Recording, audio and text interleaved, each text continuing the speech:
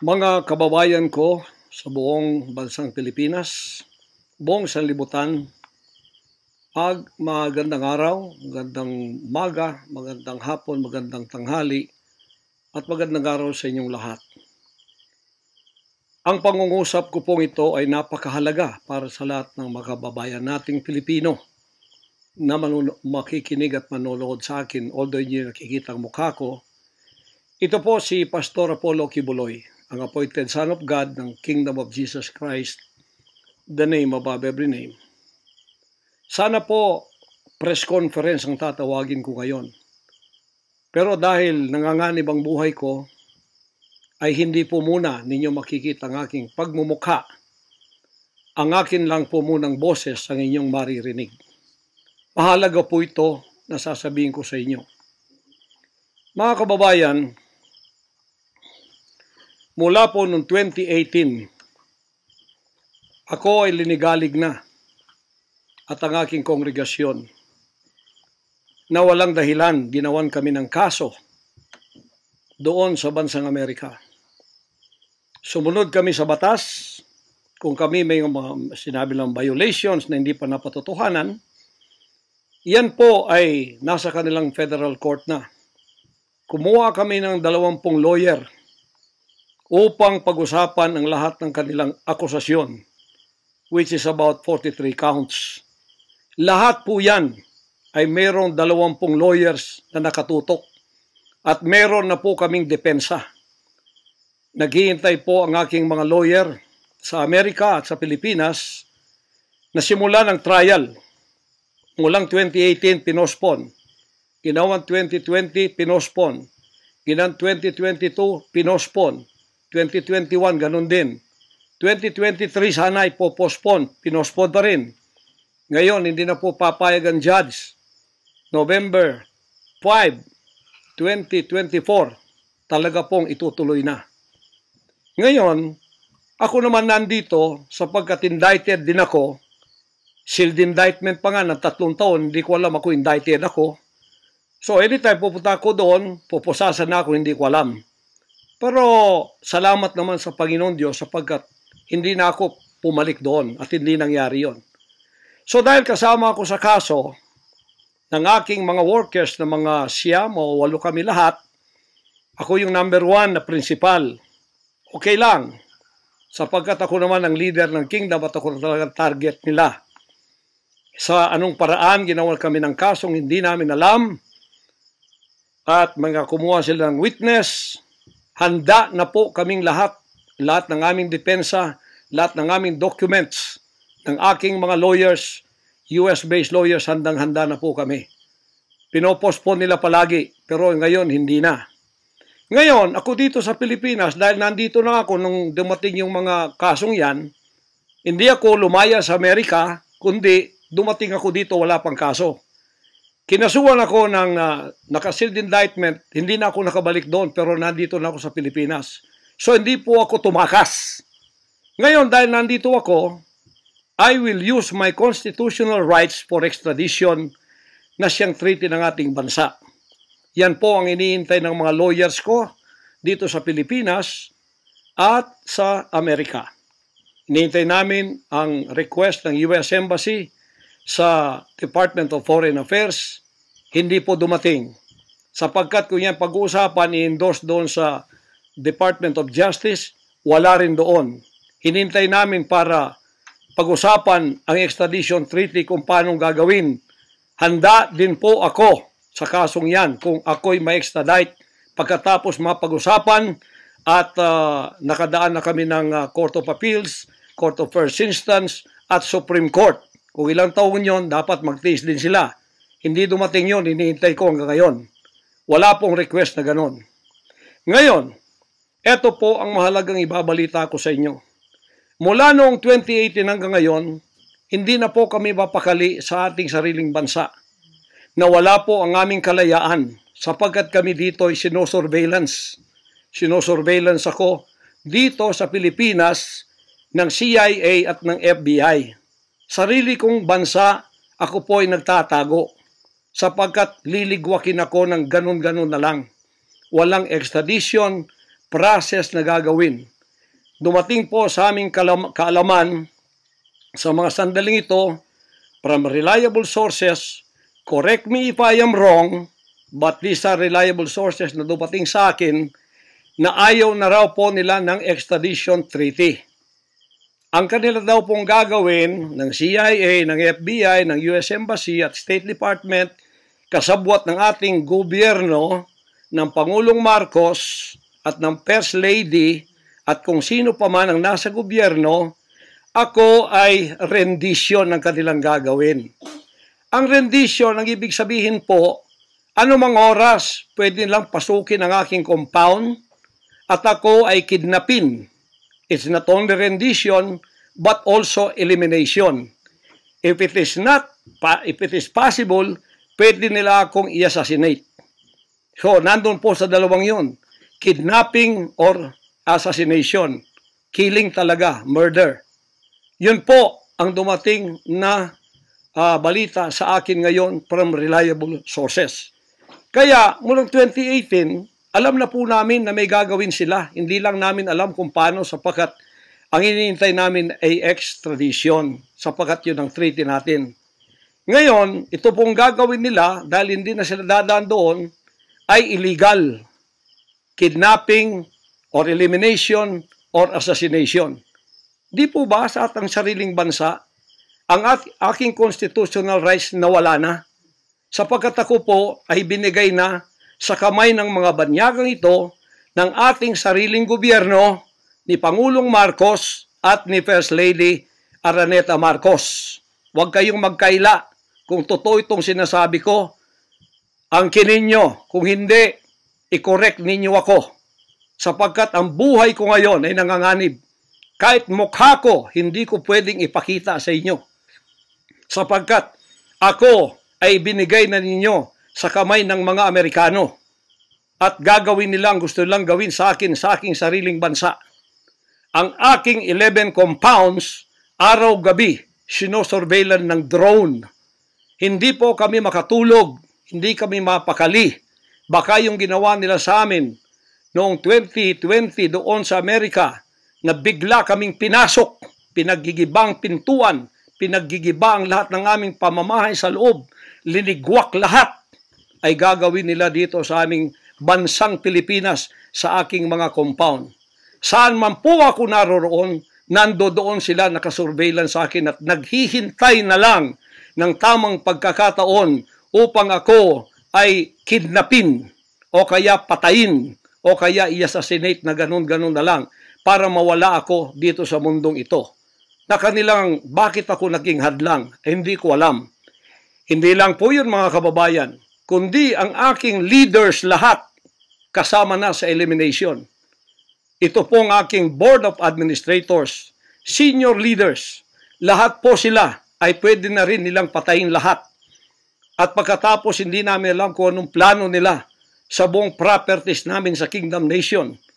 Bakit ganito sila kagalit at bakit ganito ang kanilang treatment sa akin na isang appointed son. Ang ministry ko po ay evangelizing the whole world with the Word of God.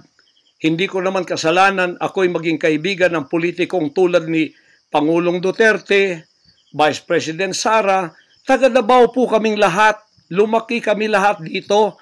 Alam ko po ang aking mga kaibigan, sila. Lumaki kami, mayor namin yan, prosecutor pa, naging congressman, naging president. Yan po ang aking pakikipag-ugnayan for nation building. Wala akong ibang interest sa bansang ito, kundi ang pagunlad.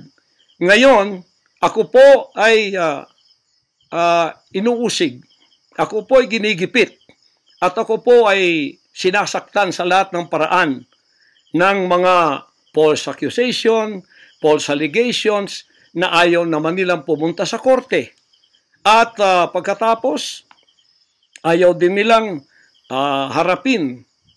paharap itong mga false accusers na pinaggagawa nila to destroy my reputation para idamay sila Duterte family doon sa kapupuntahan ng mga investigasyong walang kakwenta-kwenta. Hinamon ko na kayo, punta kayo sa korte Ayaw ninyo, ikaw, Risa Hontiveros, ikaw, kayong tatlo dyan na nasa kongresong puro leftist. Hinahamon ko kayo, sabi ko, pumunta kayo sa korte sapagkat ang SMNI, walang kasalanan, ginurgur ninyo sapagkat idinadawit ninyo kami sa politika. Nalis ninyo ang aming malayang pagpapahayag, ang aming press freedom, pati ang liberty ko na, ang aking freedom, ang aking constitutional rights. Wala na po. Palagi kaming nagtatago. Palagi kaming lumilingon sa likod namin sapagkat hinahabol kami. Nakapalibot sa amin ng mga CIA, alam namin yon. FBI nandyan din. Pinag-usapan na ito dyan sa State Department. At ang reliable sources dumating sa akin. Ang ulo ko po ngayon, may patong na $2 million or 100 million pesos ang ipinatong sa ulo ko. Baka yan ay madagdagan pa kung may maunang makapatay sa akin. Ano ang nangyayari sa bansa natin? Ngayon, mga kababayan, ay meron pa pong gagawin daw sila sapagkat meron na daw silang search warrant. Pagkatapos daw, isi-search ang aming lahat ng compound. At hindi daw kami papayagan na merong witness na sasama. At ang balita namin, kung ito'y totoo, sa reliable source ay nagsasabi na paplantingan daw kami ng bomba, guns, and drugs sa aming mga compound. Yan po ay aming babantayan. Sinabi ko na po muna sa inyo dito sa live na to, para kung mangyari man ang mangyayari, sapagkat wala po kaming ganon, ay sila pong may kagagawan nun. Ganito ka-evil ang kanila pong mga pag-iisip sa ngayon, masyadong desperado, aywan ko kung bakit. Kung kayo nasa katotohanan, nasa kapangyarihan, bakit kayo natatakot? At huwag ninyong pasamahin ang aming mga abogado para sumama sa inyo sa pagsisearch. Kaduda-duda na yon. Hindi po pwede yun. Ano tayo? Bansang Hapon ng panahon ng giyera? Ano to? Panahon ni Hitler? Na wala kaming pwedeng lawyer na sumama sa inyo? Kayo-kayo lang? Pagkatapos, pwede nyo kaming barilin pagka kami nakikipag-usap na kailangang may witness para kamerahan namin ang ginagawa ninyo na wala kayong lusot kung meron kayong gagawin na kabulastugan. At pagkatapos, ipapatong ninyo sa amin. Pagka ito'y totoo, we will resist you. Hindi kami violent, pero hindi kami papayag na wala kaming mga witness na sasama sa inyo. Lawyer at saka barangay captain ang hinihingi namin na magiging witness sa lahat ng search na gagawin ninyo sa lahat ng aming pamamahay, kwarto o kung ano. At may lawyer kaming titingin muna sa inyong dokumento kung ano ang isi-search nyo, kung anong bahay, kung anong compound, kung ano lang ang dapat nyong gawin at ilang oras. Hindi to open-ended . Kailangan meron sisisi namin ng judge na gumawa ng search warrant na ito pagka hindi ninyo nirespect ang aming constitutional rights. Huwag ninyong tapakan ang aming rights. Hindi din namin tatapakan ng rights ninyo bilang kayo ay nasa batas. Igagalang namin yon. Pero igalang din ninyo kami kasi meron kaming mga narinig na ginawan ninyo ng mga ebidensyang peke.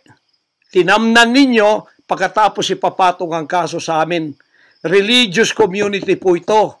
This is a spiritual community. Once tumapak kayo dyan, sapagkat kayong nagdadala ng batas, respetuhin ninyo. You are on holy ground.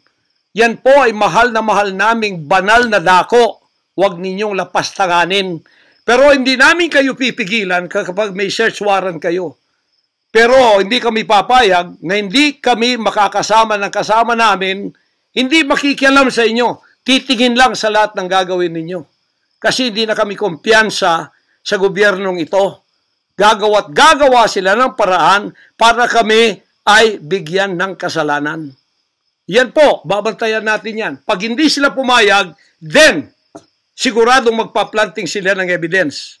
Pag pumayag sila, then fair ang laban. Hindi namin sila pakikialaman, titingin lang ang aming mga witness na mga lawyer at saka barangay captain. At kung sino man ang mga witness na nandoon mula sa aming side, kasi nandoon sila. Hindi na pwedeng gawin wantonly ang kanilang gagawin doon sa aming mga compound na wala kaming witness, because they can do anything to implicate us, to plant false evidences and charges against us. Ganon ang aming mga paningin dito. Kaya wag ninyo kaming pigilan para pantay ang laban natin, kasi nakikita namin na ang pamamahalang ito ay hindi na po matuwid. Biro ninyo, ginikipit kaming ganito, wala namang kaming ginagawa sa bansang ito. Sinabi ko na muli, hindi kami nagdi-deal ng drugs, hindi kami violenting tao, hindi kami terorista, mangangaral kami ng mga salita ng Diyos. In fact, dito sa aming compound sa Tamayong, kami ang nakapagbigay ng peace sa mga kababayan nating sinisila ng CPP and PNDF, tinatakot at pinapatay. Ngayon, wala na sila, may peace na kami. Eto namang gobyerno natin, eto ang ginagawa nila sa amin. Biro ninyo mga compound na religious ng Kingdom of Jesus Christ, ginaganito nila. Pero yung pagnanakaw nila sa gobyerno, wala silang sabi. Tiklop bibig. Hindi sinisearch ang mga bahay na pinagbibili nila.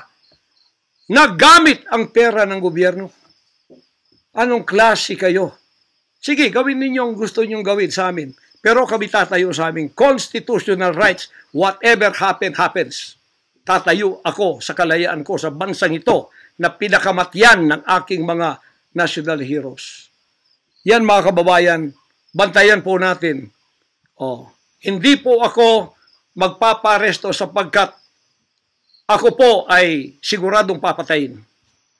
Kasi rendition na ang kanila, hindi na po extradition. Kaya wala na akong kalayaan at wala na po akong depensa sa sarili ko, kundi ang Panginoong Diyos lamang.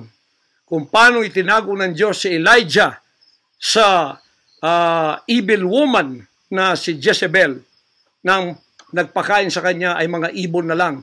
Ganon din ang gagawin ng Diyos sa akin. Hindi ako ibibigay sa kamay ng masasama pag ganito ang pamamahala. It's an evil and righteous administration. I am telling you that. Bantayan natin to mga kababayan ko. 73 years na po ako. Magse-74 years na ako dito. Lahat ng administrasyon na daanan ko na. Lahat ng mga naging pangulo. Mula kay Diosdado Macapagal. Mula po sa malit pa ako kay Magsaysay, kay Carlos P. Garcia, kay Diosdado Macapagal, kay Marcos Sr., kay Cory Aquino, pagkatapos kay Ramos, pagkatapos kay Gloria Macapagal, pagkatapos kay Erap, pagkatapos kay Ramos, pagkatapos si Aquino, Noynoy, pagkatapos ang ating Pangulong Duterte. Wala po kaming nadaanan ganito na ginigipit kami sa aming sariling bansa ng mga dayuhan na kasabwat ang ating pamahalaan na aking sinuportahan pa naman noong nakaraang eleksyon. Tandaan mo, President Bongbong Marcos, First Lady Lisa Marcos, pati ikaw Martin Romualdez, hindi kayo dyan ngayon kung hindi kayo tinulungan ng SMNI at ng buong sangkatauhang Pilipino. Naniwala sila sa amin sapagkat ang SMNI lamang ang may credibility noong panahong yon hanggang ngayon. Ngayon, anong ginawa ninyo? Pinaggagawan ninyo kami ng kasalanan, inilagay ninyo kami sa kahihiyan, pagkatapos ibinilanggupan ninyo ang dalawa naming mamamahayag, pagkatapos inaapi ninyo kami ng ganito-ganito lang. Ang aming pong tolerance, it has come to the rim. Our tolerance has been to the roofs already. Alam ninyo, hindi na po biro itong nangyayari sa bansang ito. Kung pababayaan po natin ang ganitong mangyayari na ang mga dayuhang tulad ng Amerikano, CIA, FBI, State Department, US Embassy, gigipitin tayo with the connivance of our own President and First Lady and other members of the Congress. Kung pababayaan natin ito, nangyayari sa isang Pilipinong tulad ko na gumagawa ng kabutihan, trying our very best para makatulong kami, humanitarian, Children's Joy Foundation, dinemonize kami, kinriminalize kami. Biro nyo, ginagawa ninyo dangerous criminal organization ang Kingdom of Jesus Christ. Buong sanlibutan ang akin pong 38 years na munga ng mga 6 hanggang 7 milyong kaluluwa na niwala sa katuwiran at nagbago ang buhay. Ngayon, ganaganito niyo ako ng dahil sa inyong politika na ang aking itinataas naman ay mga leader na tama tulad ni Duterte. Kasalanan ko ba yun na maniwala ako sa isang leader na matuwid at akin siyang itaas? Pagkatapos ganito kayo kadesperado para ako'y patayin at ang lahat ng aking mga senior leaders papatayin din, hanggang yung mga leaders na pwede pang pagkatiwalaan papatayin ninyo. And then you take over all of our properties and compound. Pagkatapos lilinlangin ninyo ang mga tao. Pagkatapos magtatayo kayo ng sariling korporasyon, i-incorporate ninyo doon ang lahat ng properties na pinaghirapan, blood, sweat, and tears ng aking mga members all over the world. Tapos biglang-bigla ililipat ninyo doon sa inyong bagong korporasyon at pagkatapos itataas ninyo ang kamay ng isang tao tulad ni Bandari at sasabihin niyo, ito ang leader ninyo ngayon. Ano ang Kingdom of Jesus Christ? Political government? Hindi po ganon. Mangyari ng mangyayari. Hindi po papayagan ng Panginoon Diyos ang mga bagay na itong nangyayari sa ating bansa sa mga sandaling ito. Kung ako, mabuting tao, kung ako nangangaral ng katuwiran, kung ako tumutulong ng kusang loob at hindi nagpapautang loob kanino man, ginaganito ako, sino pa kaya kayo, mga kababayan ko? Bumukas na po ang mata natin, magkaisa na tayo at alisin ang evil administration na ito na siyang ginagamit ng masamang espiritu upang ang kadiliman ay bumalot sa buong bansang Pilipinas. Alam ko, mahal ninyo ang Pilipinas, mga Pilipino. Naghihintay lang tayo ng tamang pagkakataon. Meron pa bang ibang pagkakataon? Tingnan niyo nangyayari sa Kongreso. Tingnan ninyong korupsyon. Tingnan ninyong droga. Mismong ating presidente, mismong kanyang pamilya, inakusahang druggists, inakusahang mga drug addicts. Wala tayong ginagawa. Mismong Pangulong Duterte na nagsabi niyan. Mismong naririnig natin araw-araw, durugista siya. Pagkatapos, kami pa ngayon ang inaapi-api sa aming paglilingkod. Pagkatapos sila ay mga kriminal na nakaupo dahil may kapangyarihan. Kami ngayon ang liligwakin nila. Hindi ba yan karumal-dumal sa harap ng ating Panginoon Diyos? Hindi ba yan ay isang pamamahalang hindi tama? Si Nebukadnezar, pinakain ng damot, ginawa siyang hayop. Ang kanyang anak si Belshazzar, nakakita ng handwriting on the wall. Pagkatapos, inalis ang kaharian sa kanya at ibinigay kung sino ang magiging matuwid na haharap sa Panginoon Diyos. Anong tingin ninyo sa akin bilang pastor? Dinemonize. Ang reputasyon ko pinagsisira. Ngayon, hindi na ako buhay. I am a living dead. Kung wala Panginoon Diyos sa akin, pinatay na ako sapagkat lahat ng gadgets nasa sa kanila. Lahat ng gadgets ng Amerikanong yan nasa sa kanila. CIA, FBI, at sino pa ang kanilang magalamay dito na pinagbibili na nila. Ako, hindi ako drug lord. Ni minsan hindi ako nakatikim ng droga. Mulang-mula pa, inialay na ako ng aking ama na maging isang ministro ng banal na kasulatan. Hanggang ako'y lumaki, hanggang ako'y naging 74 years old, hindi ko po na-enjoy ang aking kabataan sapagkat hindi ako nagliwaliw. Ako po'y nangaral. 50 years na akong nangangaral. 38 years in the kingdom ministry. Ni isang sigarilyo hindi tumama sa bibig ko. Ni maliit na bisyo hindi ko pinasok. Ako po ay hindi nag-asawa. Ngayon, inaakusahan ako ng napakaraming babae. Ito po ang kasalanan ko. Pinayaman ako ng Panginoon Diyos, akala nila sa akin. Single ako, kaya pinag-aagawan ako. Pagkatapos na ako ay maghihindi, mapapahiya, ibabaligtad nila sa akin. Yan ang tinatawag kong Potiphar's wife syndrome. Hindi po ako nagsasalita ng ganito kasi mapahiya ang mga babaeng yan. Nag-aagawan sila. Mahirap man sabihin. Pinag-aagawan nila ako. Dahil nananawagan sa mga magulang, mayaman na tayo pag nangyari ito. Sabi ko, hindi mangyayari yan kasi dedicated ako eh. Napahiya, ngayon binayaran at ngayon binabaligtad ang lahat ng istorya. Mahirap pong sabihin ko ito kasi masisira ka lang pagkababae.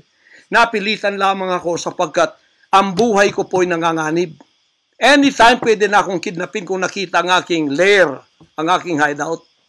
Anytime pwede na akong ligwakin. Ang aking mga BOA leaders, hindi na po natutulog sa compound.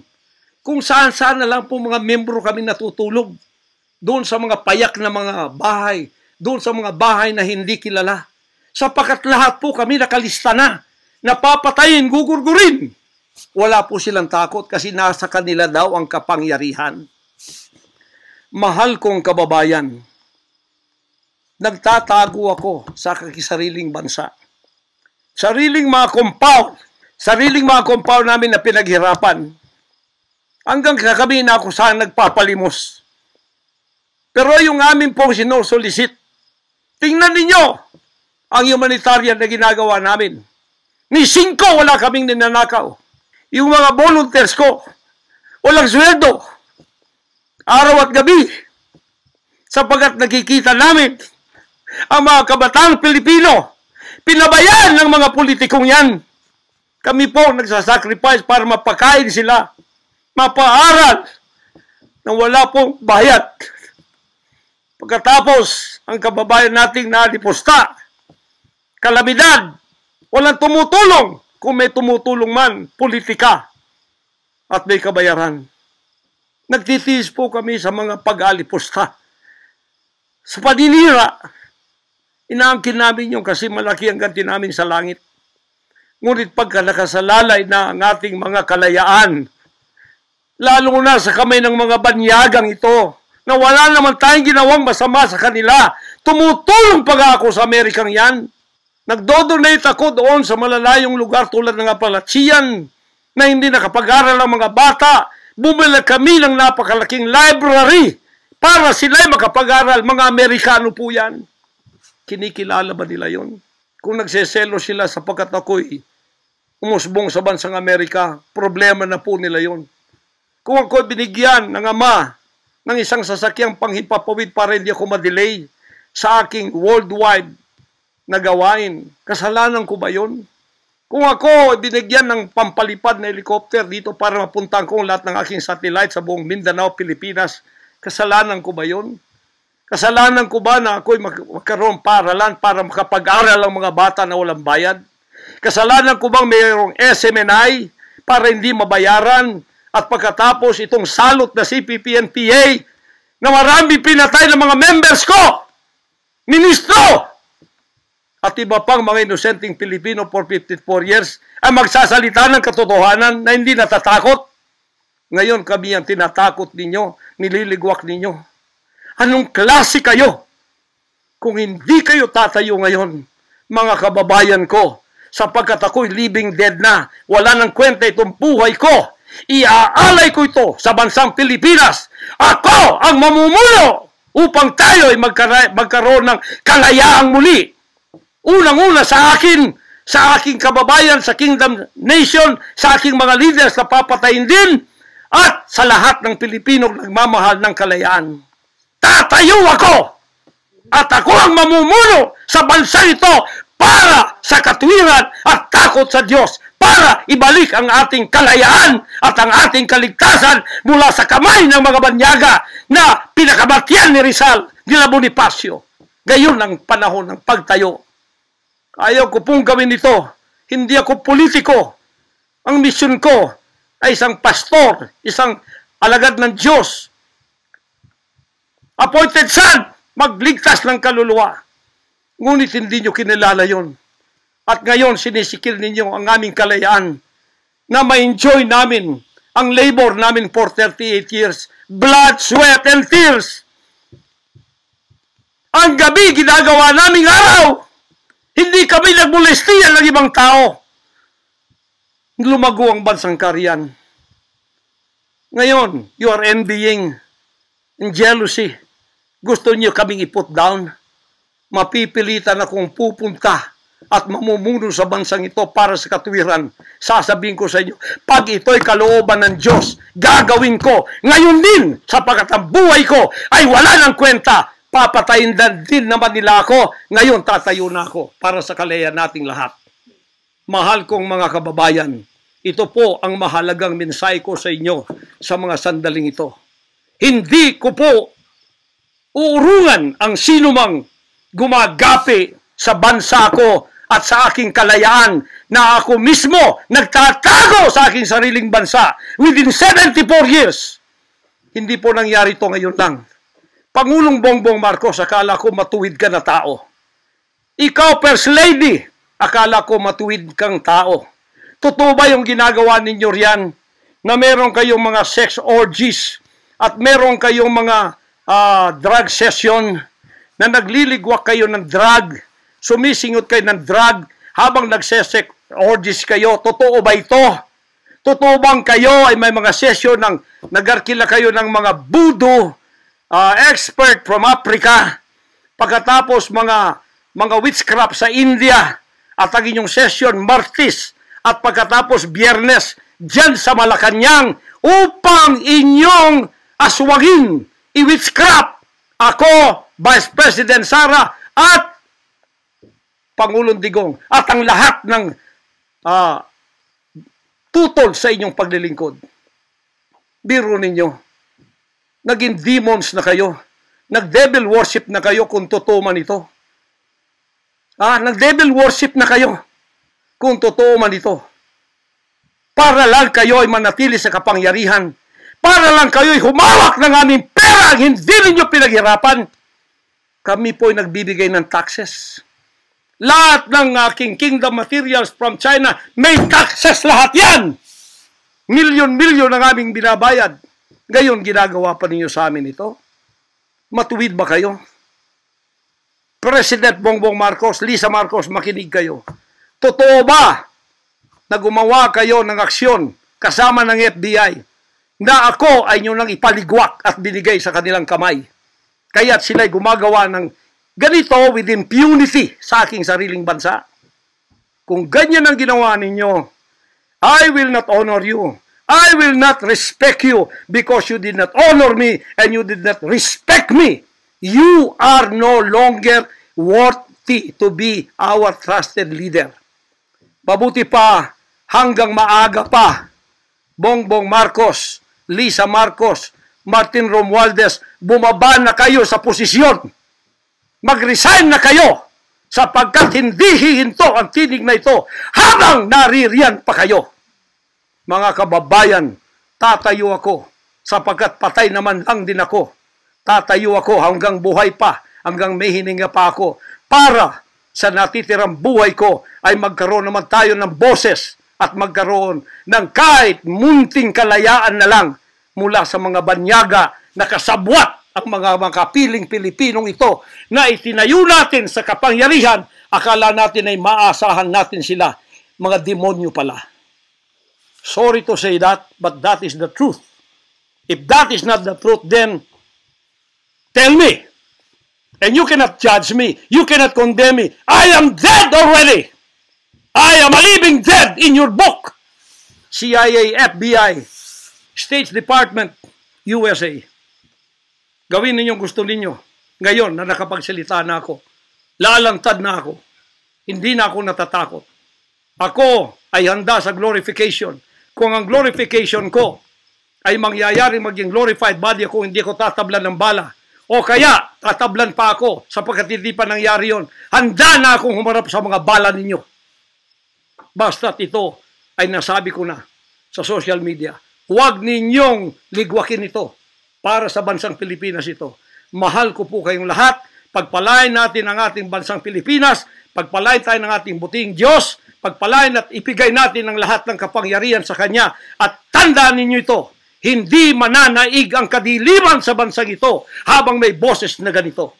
Sumunod po kayong lahat at tayo ay magkaisa ngayon para itaas ang bandila ng kalayaan ng ating bansang ibinigay ni Rizal ang kanyang dugo. Ibinigay ng ating mga heroes ang kanyang dugo. Ngayon, itong mga slaves na to ay hawak ang liig nila ng mga banyaga at tayo ay ipinagbili na sa kanila. Hindi ako papayag hanggang ako'y may buhay at hilinga. Total, patay naman din ako sa inyong libro. Okay na ako sa buhay ko. Masaya na ako. Meron na akong accomplishment. Handang-handa naman ako pumunta ng langit noon pa. 50 years ago, I was ready to go to heaven because I have been there thousands of times and I saw my mansion there. Nandito lang ako para sa aking bansang Pilipinas, para sa kaligtasan ng mga kaluluwa sa buong sanlibutan. Yun lang ang dahilan kung bakit ako naririto. Pero natatakot mamatay? Hindi po. Sapagkat ako'y nasa Kanya at siya'y nasa akin. Ano man ang mangyayari sa akin tulad ng aking amang si Jesus Christ, ipinako sa krus, ay handa po akong mag-alay ng aking buhay sa isang worthy cause na sinasabi ko dito. Magandang gabi po, magandang araw sa inyong lahat. Hanggang dito lang, pagpalain tayo ng ating dakilang Ama. Sa Kanya lahat ang kapurihan at ang kapasalamatan at ang kaharian magpakailanman ay mananaig dito sa ating bansa at sa buong sanlibutan.